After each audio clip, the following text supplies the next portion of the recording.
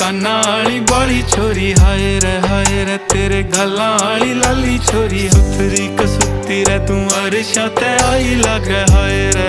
रे मन हीर की तू जाई लागे कुछ मन सुन तेरी